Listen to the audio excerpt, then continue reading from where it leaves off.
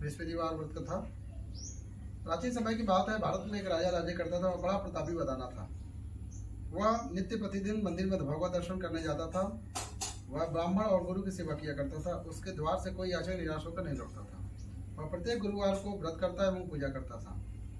हर दिन गरीबों की सहायता करता था, परंतु यह बात उसकी रानी को अच्छी नहीं लगती थी। वह न व्रत करती थी, न ही किसी को एक पैसा भी दान देती थी। वह राजा से भी ऐसा करने से मना किया करती थी। एक समय की बात है, राजा शिकार खेलने वन को चले गए। घर पर रानी और दासी थी। उस समय भगवान बृहस्पति देव साधु का रूप धारण कर राजा के दरवाजे पर भिक्षा मांगने आए। साधु ने रानी से भिक्षा मांगी तो वह कहने लगी, हे साधु महाराज, मैं इस दान और पुण्य से तंग आ गई हूँ। इस कार्य के लिए तो मेरे पति ही बहुत हैं। अब आप ऐसी कृपा करें कि सारा धन नष्ट हो जाए और मैं आराम से रह सकूं। साधु रूपी बृहस्पति देव ने कहा, हे देवी, तुम बड़ी विचित्र हो। संतान और धन से कोई दुखी नहीं होता है, इसको सभी चाहते हैं। पापी भी पुत्र और धन की इच्छा रखता है। अगर तुम्हारे पास धन अधिक है तो भूखे मनुष्यों को भोजन कराओ, प्याऊ लगवाओ, ब्राह्मणों को दान दो, धर्मशाला बनवाओ, विवाह करवाओ, साथ ही यज्ञ आदि करवाओ। इस प्रकार के कर्मों से आपके कुल और आपका नाम परलोक में भी सार्थक होगा एवं तुम्हें स्वर्ग की प्राप्ति होगी। परंतु रानी साधु की इन बातों से खुश नहीं हुई। उसने कहा, हे साधु महाराज, मुझे ऐसे धन की आवश्यकता नहीं है जिसको मैं अन्य लोगों को दान देती फिरूं, जिसको रखने और संभालने में ही मेरा सारा धन नष्ट हो जाए और मेरा पूरा समय नष्ट हो जा रहा है।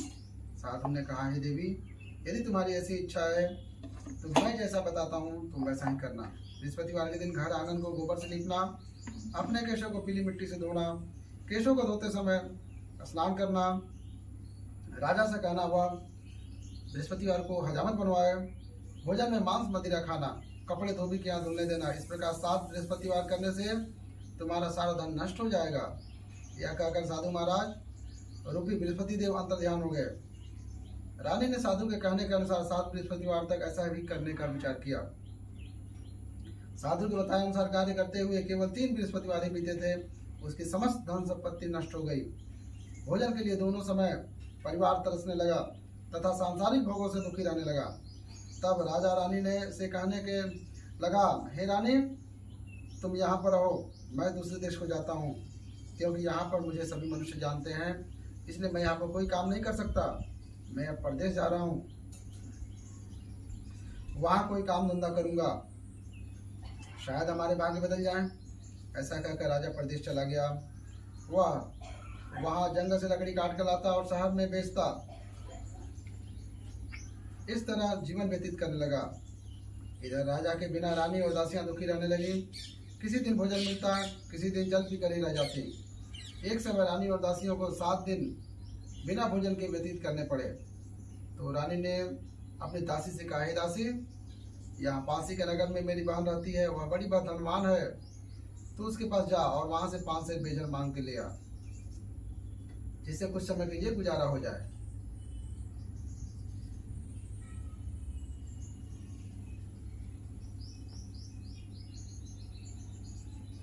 दासी रानी की बहन के पास गई। रानी की बहन उस समय पूजा कर रही थी। बृहस्पतिवार का दिन था।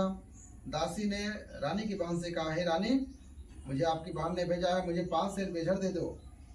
दासी ने यह बात अनेक बार कही, परंतु रानी की बहन ने कोई उत्तर नहीं दिया, क्योंकि वह उस समय बृहस्पतिवार की कथा सुन रही थी। जब दासी को रानी की बहन से कोई उत्तर नहीं मिला, वह दुखी हुई और उसे क्रोध भी आया। वह लौटकर रानी से बोली, हे रानी, आपकी बहन बहुत घमंडी है, वह छोटे लोगों से बात भी नहीं किया करती है। मैंने उससे कई बार कहा पर उसने कोई उत्तर नहीं दिया। मैं वापस चली आई। रानी बोली, हे दासी, इसमें उसका कोई दोष नहीं है। जब बुरे दिन आते हैं तब कोई सहारा नहीं देता। अच्छे बुरे का पता विपत्ति में ही लगता है। जो ईश्वर की इच्छा होगी वही होगा। यह सब हमारे भाग्य का दोष है।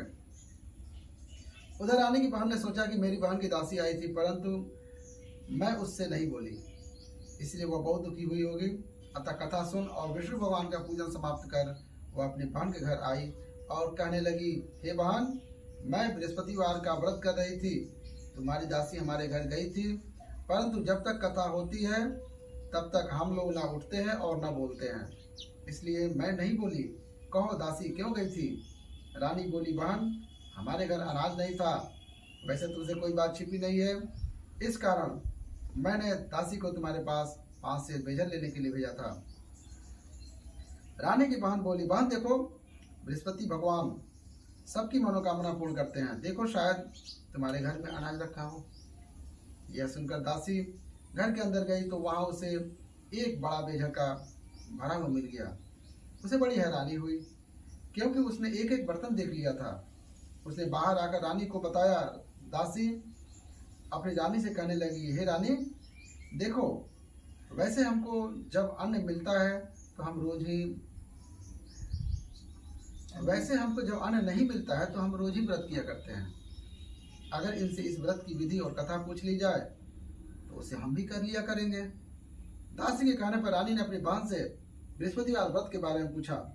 उसकी बहन ने बताया, हे रानी बहन, बृहस्पतिवार को सूर्योदय से पूर्व उठकर स्नान करके बृहस्पतिवार का व्रत करना चाहिए, लेकिन उस दिन सिर नहीं धोना चाहिए।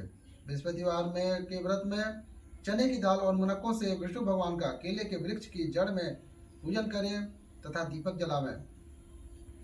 उस दिन एक ही समय भोजन करें, पीले पदार्थ का भोजन करें तथा कथा सुनें।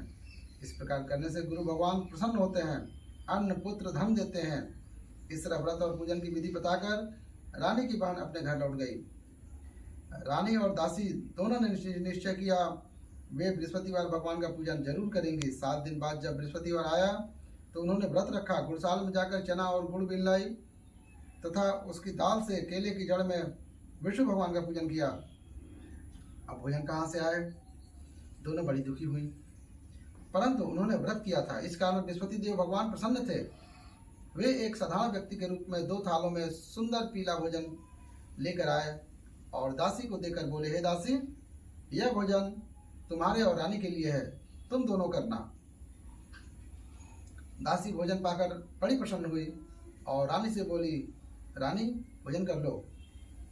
रानी को भोजन के आने के बारे में कुछ नहीं पता था, इसलिए वह दासी से बोली, जा तू ही भोजन कर, क्योंकि तू हमारी व्यर्थ में हंसी उड़ाती है।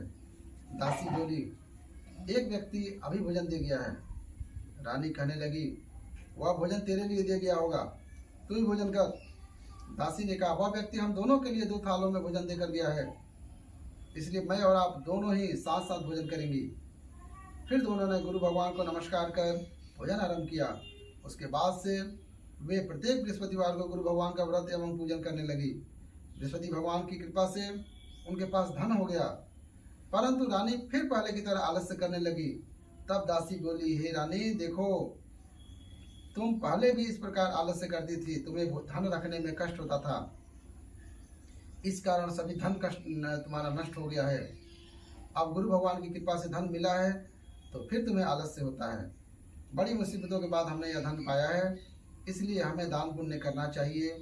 तुम भूखे मनुष्यों को भोजन कराओ, प्याऊ लगवाओ, ब्राह्मणों को दान दो, कुआं, तालाब, बाग बगड़ी आदि का निर्माण करवाओ, मंदिर पाठशाला बनवाकर दान दो, कुंवारी कन्याओं का विवाह करवाओ, धन को शुभ कार्यों में खर्च करो, जिससे तुम्हारे कुल का यश बढ़े और स्वर्ग प्राप्त हो और पितृ प्रसन्न हो। दासी की बात मानकर रानी ने इसी प्रकार के कर्म करने आरंभ किए, जिससे उसका काफी यश फैलने लगा। एक दिन रानी और दासी आपस में विचार करने लगी, न जाने राजा किस दशा में होंगे, उनकी कोई खोज खबर नहीं है।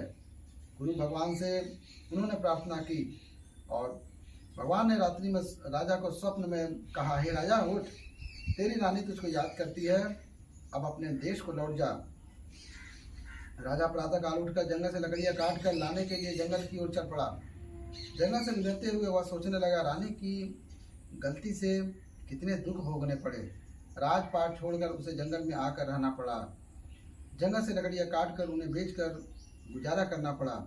उसी समय उस जंगल में बृहस्पति देव एक साधु का रूप धारण कर आए और राजा के पास आकर बोले, हे लकड़हारे, तुम इस सुनसान जंगल में किस चिंता में बैठे हो, मुझे बतलाओ। यह सुन राजा के नेत्रों में जल भर आया और साधु की वंदना कर बोला, हे प्रभु, आप सब कुछ जानने वाले हो। इतना कहकर राजा ने साधु को अपनी संपूर्ण कहानी सुना दी। महात्मा को तो स्वभाव से ही दयालु होते हैं। वे राजा से बोले, हे राजा, तुम्हारी पत्नी ने बृहस्पति देव के प्रति अपराध किया है, जिसके कारण तुम्हारी यह दशा हुई है। अब तुम किसी प्रकार की चिंता मत करो, भगवान तुम्हें पहले से भी अधिक धन देंगे। देखो तुम्हारी पत्नी ने बृहस्पतिवार का व्रत करना आरंभ कर दिया है। अब तुम भी बृहस्पतिवार का व्रत करके चने की दाल व गुड़ और जल को लोटे में डालकर केले के पत्ते से भगवान विष्णु का पूजन करो। फिर कथा कहो या सुनो, भगवान तुम्हारी सब मनोकामनाओं को पूर्ण करेंगे। साधु को प्रसन्न देखकर राजा बोला, हे प्रभु, मुझे लकड़ी बेचकर इतना पैसा भी नहीं मिलता जिससे भोजन करने के उपरांत कुछ बचा सकूं। मैं रात्रि में अपनी रानी को व्याकुल देखा है। मेरे पास कोई साधन नहीं है जिससे समाचार जान सकूं। फिर मैं बृहस्पतिवार की कौन सी कहानी कहूँ या सुनूं? मुझको तो कुछ नहीं मालूम है। साधु ने कहा, हे राजा, तुम किसी बात की चिंता मत करो। बृहस्पतिवार के दिन तुम रोजाना की तरह लकड़ी लेकर शहर में जाओ। तुम्हें रोज से 2 गुना धन प्राप्त होगा, जिससे तुम भली भांति भोजन कर लोगे तथा बृहस्पति देव की पूजा का सामान भी आ जाएगा। बोले बृहस्पति देव भगवान की जय। ओम नमो नारायणाय नमः। प्राचीन काल में एक बहुत ही निर्धन ब्राह्मण था। उसका कोई संतान न थी। वह नित्य पूजा पाठ करता, परंतु उसकी स्त्री बहुत ही मलिनता के साथ रहती थी। वह न स्नान करती, न किसी देवी देवता का पूजा करती। प्रातः काल उठते सर्वप्रथम भोजन करती, बाद में कोई अन्य कार्य करती। ब्राह्मण देवता बहुत दुखी रहते थे। पत्नी को बहुत समझाते, किंतु उसका कोई परिणाम न निकलता। भगवान की अनुकंपा से एक समय उस ब्राह्मण की पत्नी गर्भवती हुई और 10वें महीने एक सुंदर कन्या को जन्म दिया। निर्धन ब्राह्मण कन्या के जन्म से बहुत दुखी हुआ। धीरे धीरे ब्राह्मण की कन्या बड़ी होने लगी। बचपन से ही उस कन्या की रुचि भगवान विष्णु की पूजा में थी। वह प्रातः उठते ही स्नान आदि करके भगवान विष्णु की पूजा करने मंदिर में जाती थी। बृहस्पतिवार को व्रत करके विधिवत पूजा पाठ करती थी।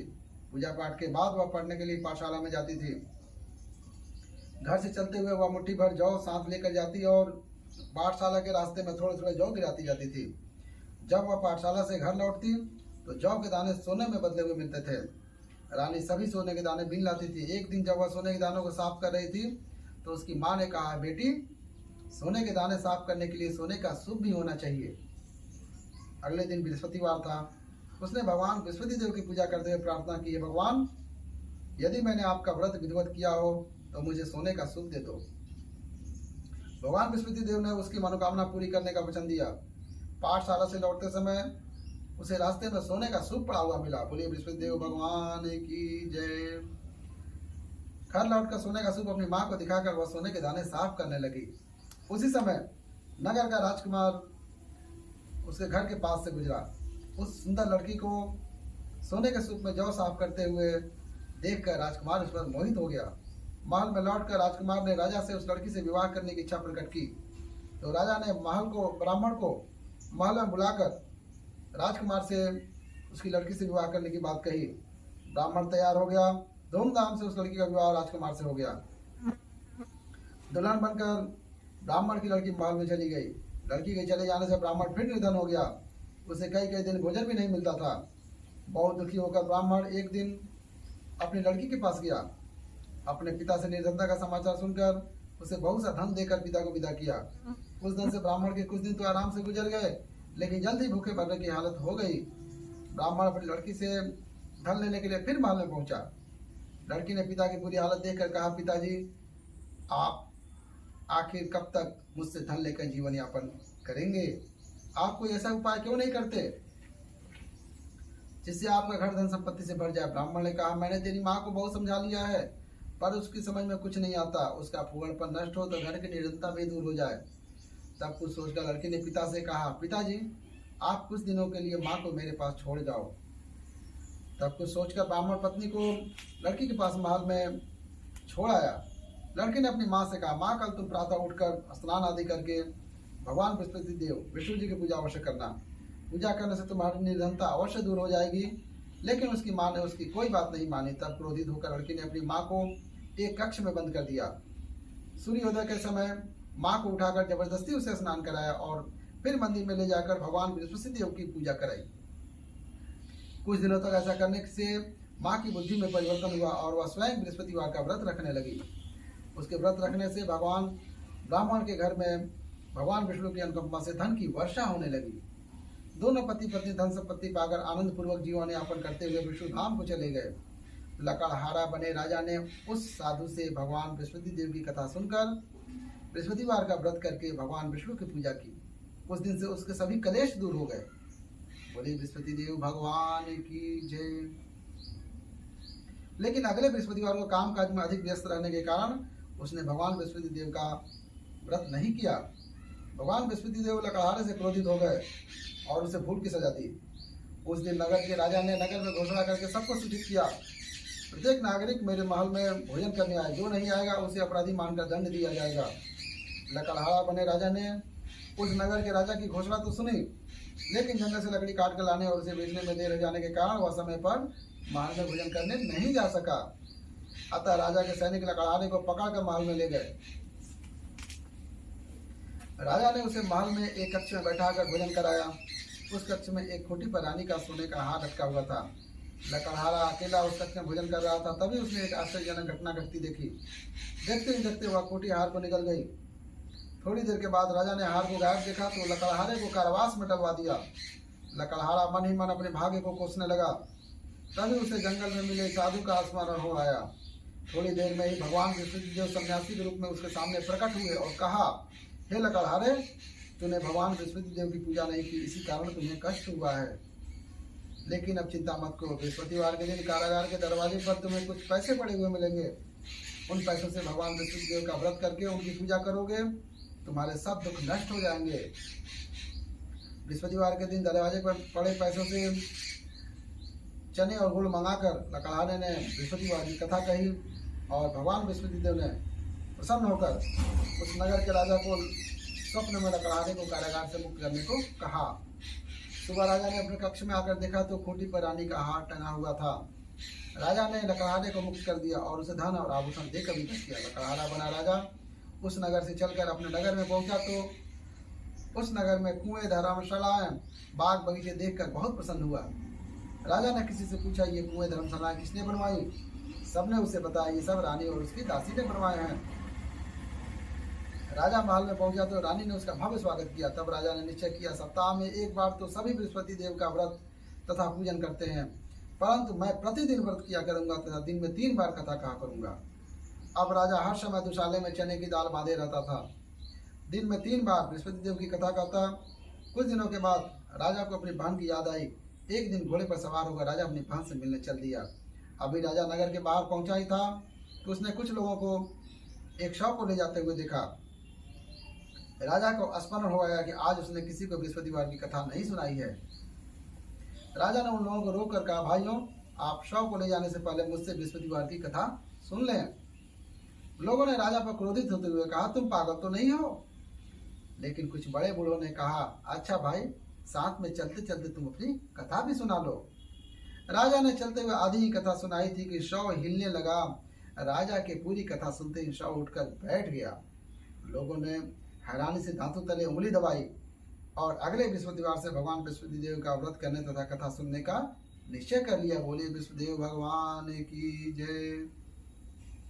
अब घोड़े पर सवार होकर राजा चलते हुए एक किसान के पास पहुंचा। किसान अपने खेत में हल चला रहा था।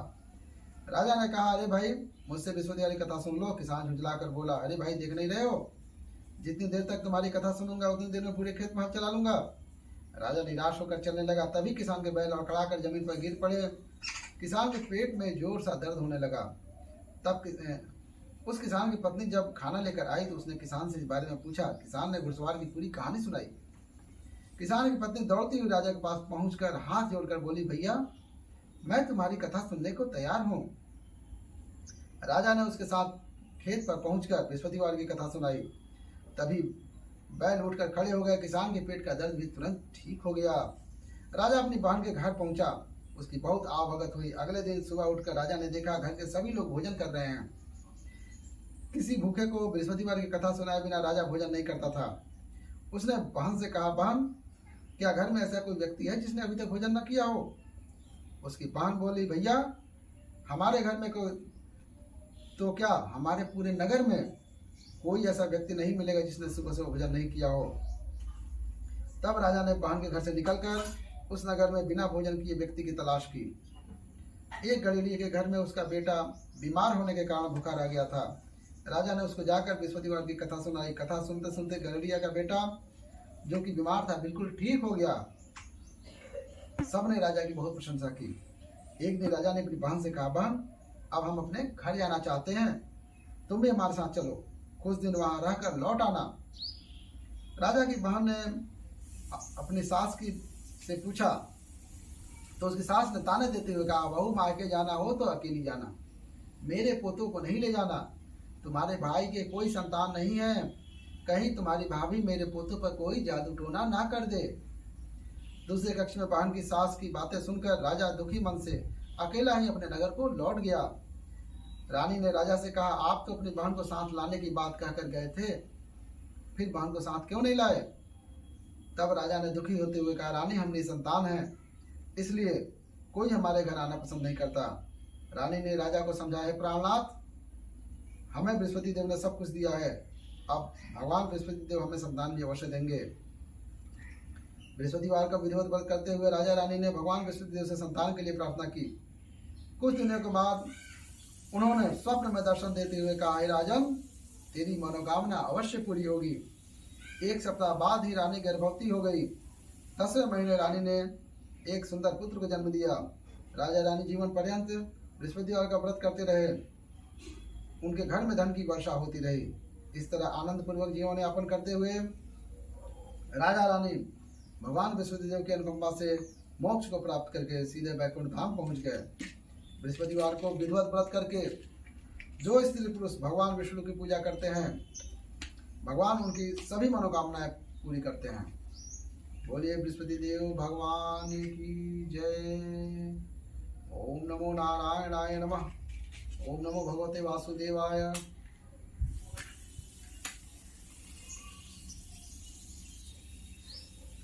जय बृहस्पति देवा।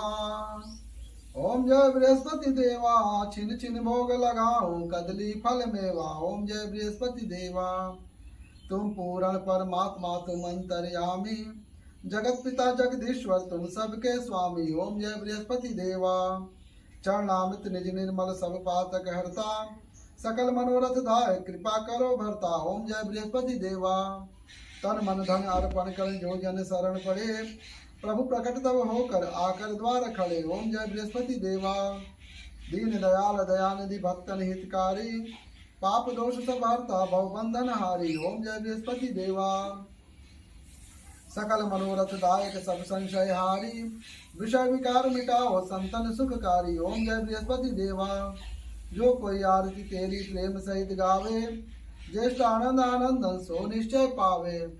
ओम जय बृहस्पति देवा।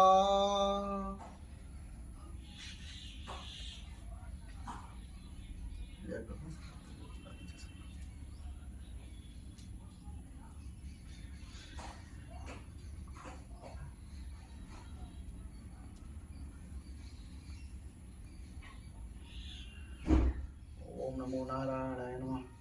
ओम नमो भगवते वासुदेवाय नमः।